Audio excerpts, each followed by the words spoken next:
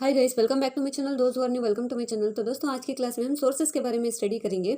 जब भी हम हिस्ट्री पढ़ते हैं तब सोर्सेस एक बहुत इंपॉर्टेंट टॉपिक होता है, क्योंकि history is written on the basis of sources. जहाँ पर भी सोर्सेस नहीं होते हैं वहाँ पर किसी भी तरह की हिस्ट्री नहीं होती है। किसी भी एक इवेंट से रिलेटेड फर्स्ट सोर्सेस को कलेक्ट किया जाता है, उसको ऑर्डरली लिखा जाता है, उसको क्रिटिकली एग्जामाइन और एनालाइज करने के बाद इसको लिखा जाता है हिस्ट्री में। जब भी हिस्टोरियंस को डायरेक्ट सोर्स नहीं मिलते हैं तब वो इनडायरेक्ट सोर्सेस की मदद से भी इवेंट को एनालाइज करते हैं। तो चलिए अब देख लेते हैं what is sources. Sources means जो भी ह्यूमन बीइंग्स हैं उन्होंने एंशियंट टाइम से ही अपनी ज़िंदगी को आसान बनाने के लिए बहुत सारे फैसिलिटीज़ क्रिएट किए थे। जो वो ज़राए जो उनके फैसिलिटीज़ हैं अब तक अवेलेबल हों तो उनको सोर्सेस कहा जाता है। उसमें आ जाते हैं agricultural tools, forts, coins, inscriptions, arms, temples और अदर रिलीजियस बिल्डिंग्स इसके अंदर आ जाते हैं। इन्हीं सोर्सेज को 2 हिस्सों में डिवाइड किया गया है। फर्स्ट वन है लिटरेरी सोर्सेज, सेकेंड वन है आर्कियोलॉजिकल सोर्सेज। लिटरेरी सोर्सेज में आते हैं written literature and oral literature. Written literature में हम देखते हैं जो भी उस टाइम के राइटर्स होंगे, जो अलाइव होंगे, वो उनका अपना खुद का एक्सपीरियंस शेयर किए होंगे उनके किताबों में, इसे डायरेक्ट सोर्स कहा जाता है। यह एक प्राइमरी सोर्स है हिस्ट्री के अंदर। इन लिटरेरी सोर्सेज को भी और हिस्सों में डिवाइड किया गया है, वो है native literature and foreign literature. Native literature में literature which are created by Indians in native languages, that is known as a native literature। वो वर्क्स इन सारी लैंग्वेजेस में होना चाहिए, लाइक संस्कृत, प्राकृत, कन्नड़ा, तेलुगु, तमिल, हिंदी, मराठी, कश्मीरी, गुजराती, उड़िया, इन सारे लैंग्वेजेस में हो तो वो नेटिव लिटरेचर कहा जाता है। उसके ग्रेट एग्जांपल्स हैं कौटल्यास अर्थशास्त्र, किंगहालास घट्टसपतास्ति, विशाखदत्तास मुद्रा राक्षसा, कल्हानास रजत सरंगिरी, बाना भट्टास हर्षचरिता, बेरोनिस तुस्कियो फेरोजशाही, पृथ्वीराज रसु एंड पंपास विक्रमार्जुन विजय, ये सारे जो हैं वो नेटिव लिटरेचर के एग्जांपल्स हैं। इसमें जो संगम लिटरेचर है वो भी बहुत ज़्यादा इंपॉर्टेंट रोल प्ले करता है। इसमें उनके कॉन्टेम्पररी जो उस टाइम पर अवेलेबल हैं social, religious, economic, cultural, political life के एक्सपीरियंसेस शेयर किए हुए हैं। तो हमारा नेक्स्ट है फॉरेन लिटरेचर। फॉरेन लिटरेचर में जो भी visitors as a traveller, ambassador, businessman and officials, missionaries, इस तरह के जो भी लोग हमारे इंडिया को विजिट किए होंगे, उन्होंने जो भी ऑब्जर्वेशन किया होगा, जो भी एक्सपीरियंस किया होगा, वो अपने वर्क में लिखे होंगे तो उनको फॉरेन लिटरेचर कहा जाता है। जैसे कि मेगास्थनीज, इंडिका, फाहियान्स, गोकोकी, ह्यूनत सॉन्ग्स, सहयोगी, फरिश्तास, तारीख फरिश्ता, बाबर्स, तुस्किए बाबरी, ये सारे इंपॉर्टेंट लिटरेचर हैं जो फॉरेन लिटरेचर कहलाते हैं। इसमें वो अपने टाइम के social, political, economic, cultural, administrative aspects को डिटेल डिस्क्राइब किए हुए हैं।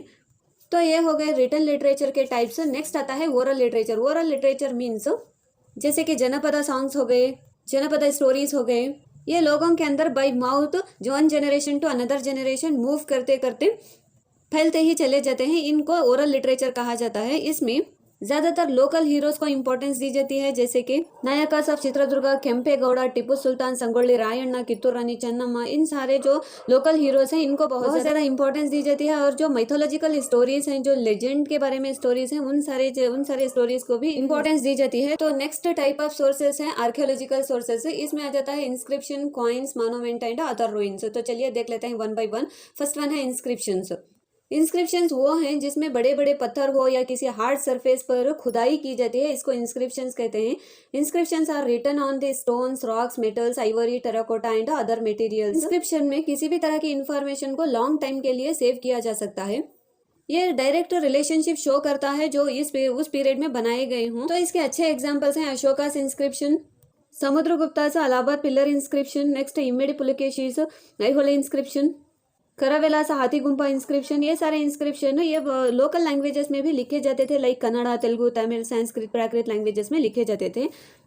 इसमें वो डिटेल डिस्क्राइब करते थे इनकी life related political, social, cultural, economic, educational, religious aspects को। तो नेक्स्ट है कॉइन्स।